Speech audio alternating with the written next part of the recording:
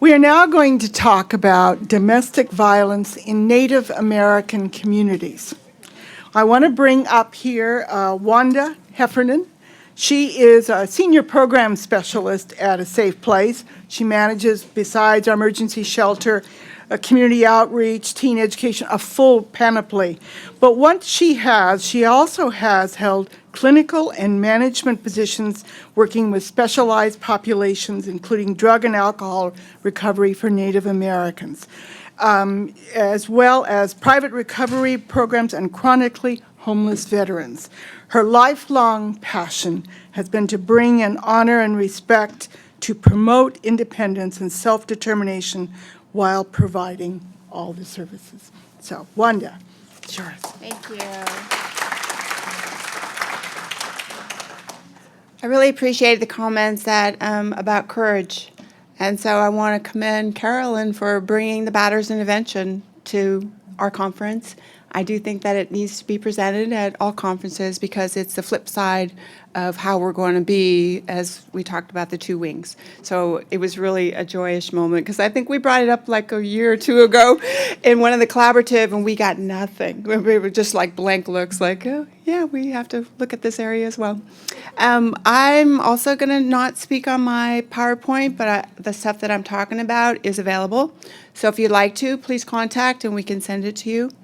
A little background on myself. I was born and raised on the Blackfeet Reservation up in Montana. And we found ourselves out here in the 1950s. They thought if they took all the natives off of the reservations that they no longer would have any responsibility to natives. So my parents came out here and we ended up in East Oakland. And we had the best time there. So my affiliations in this community are really strong from being raised by the community of East Oakland, which largely was African American. And so when people talk about all kinds of issues, I feel really proud about that period in my time because I was raised otherwise pretty much in my Native American community. I was, I think, 4 years old, and we were at a picnic. My families are really strong, tied to our native lands in Montana. So we would go out to a lake that was basically our family lands, and we would do prayers, and we were out there for spiritual reasons. Yet my uncle, my mom's second eldest brother, came drunk. And so natives, when you're going to do ceremony, you do a cleansing period before. We don't practice, we're not able to practice harm reduction in those sacred ceremonies.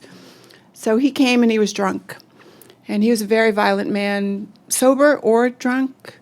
And so, I do believe that alcohol and drugs don't necessarily cause domestic violence, but they sure in the heck can make it worse at times. So somewhere along that evening, I guess his wife did something that dishonored him or made him feel bad, neglecting the fact that he showed up under the influence, which is the most dishonorable thing you can probably do. And so he beat her very viciously. And so as a little girl, I watched the rest of the adults around me do nothing. And it was out of all kinds of reasons. But one of the things, when we came to know the people that came to our lands a long time ago, that they had a different way of looking at things. And it was put upon us that perhaps our way of life was not a good way of life. And one of the things that we saw was a role modeling, especially for the early Christians that came over, was that their family were their property. My dad and some of my uncles, they were a believer of that. They had not any control. If you want to talk about people that are impoverished spiritually, well, then you look at Native American man like my father. So he felt that the only thing he had control over and that he owned were my mother and us kids. So when my uncle did that, nobody intervened. But me, as a 4-year-old, I said, I'm going to grow up one day, and I'm going to help that with that kind of stuff. Now, I'm doing it out here. I'm a long way from home, but what I know is that my ancestors live in me, my strong ancestors. And so I'm really happy to be here today for that respect.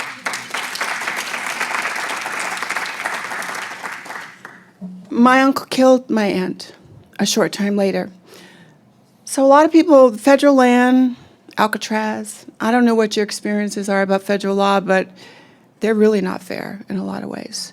So he killed her with a shotgun, and this was after a long time. I experienced one of the direct violence, and so he got 7 years in prison.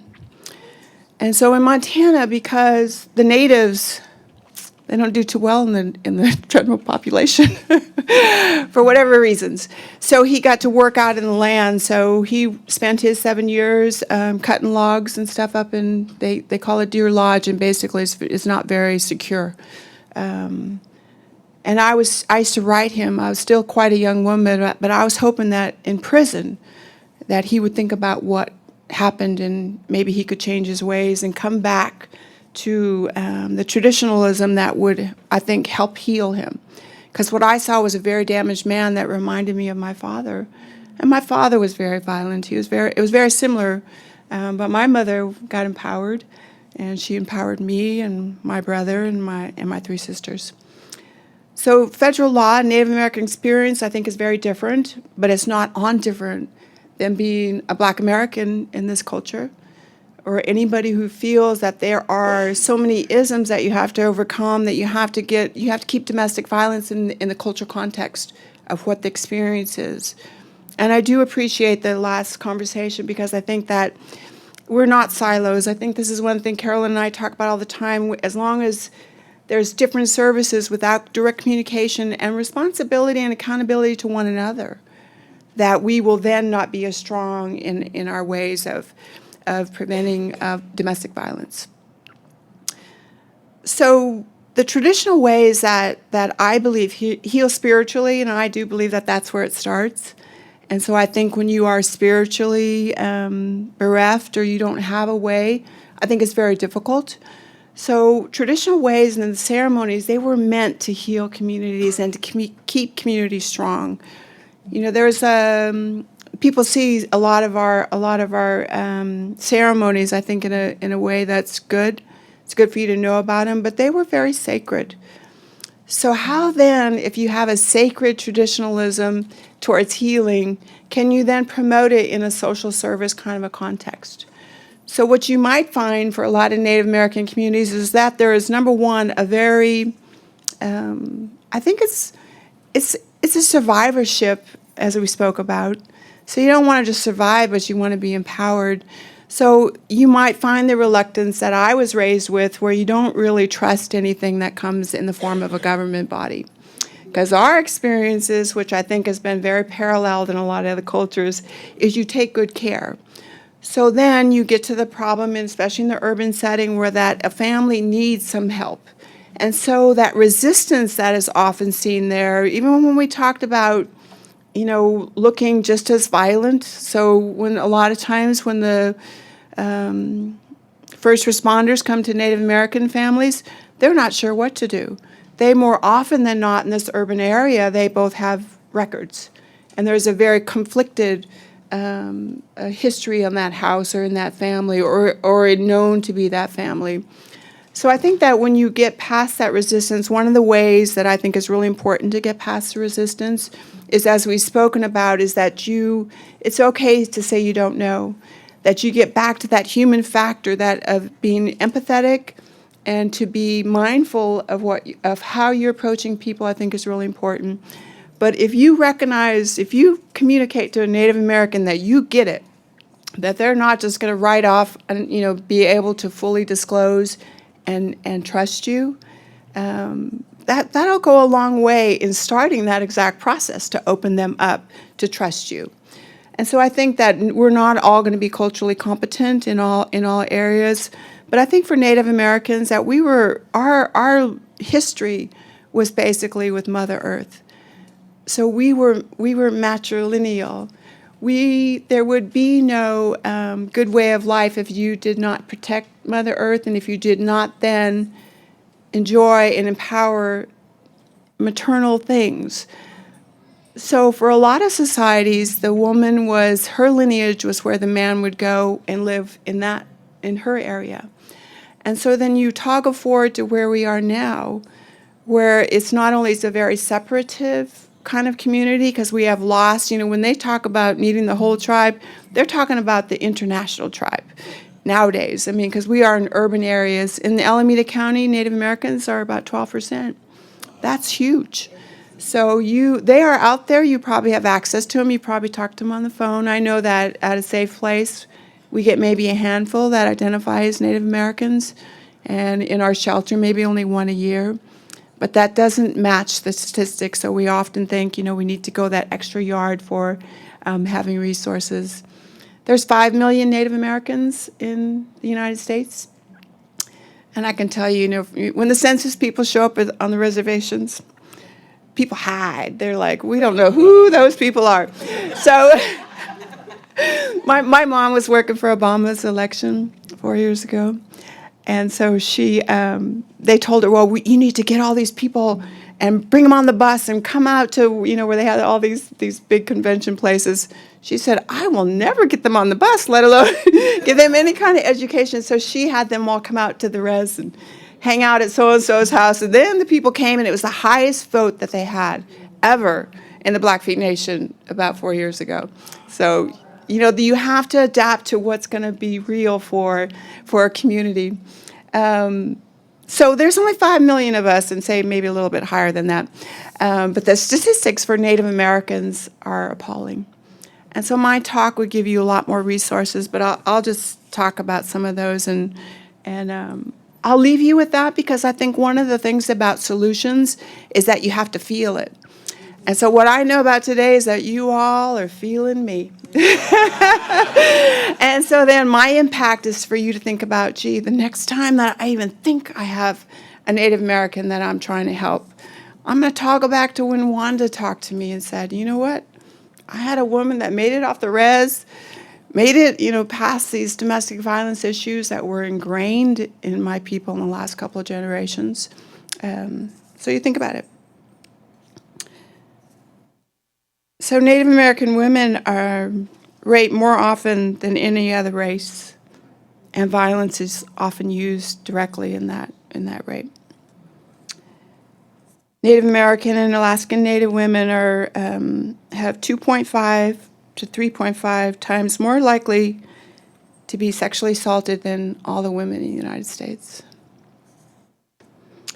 In Indian country, now if you want to try to get some statistics, it's getting those Bureau of Indian Affairs information. So take this with a grain of salt, probably toggle it up a lot higher.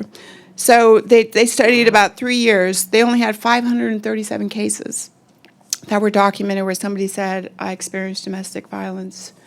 So they investigated 130 of those.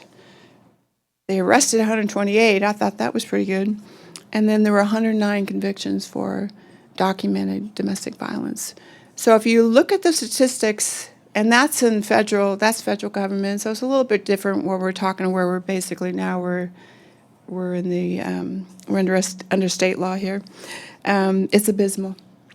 And so that's the experience that our mothers and my grandmothers taught me. So when I'm out here in the urban area, I'm taking real good care, because I don't know that anybody would extend themselves to help me.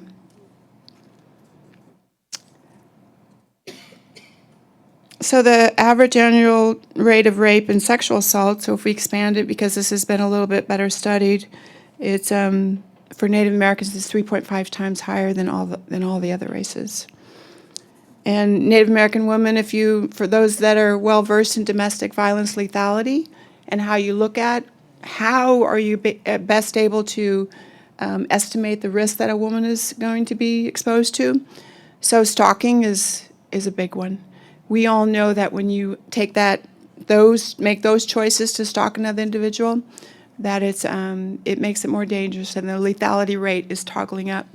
So Native American women are more than twice as likely to be stalked as white women.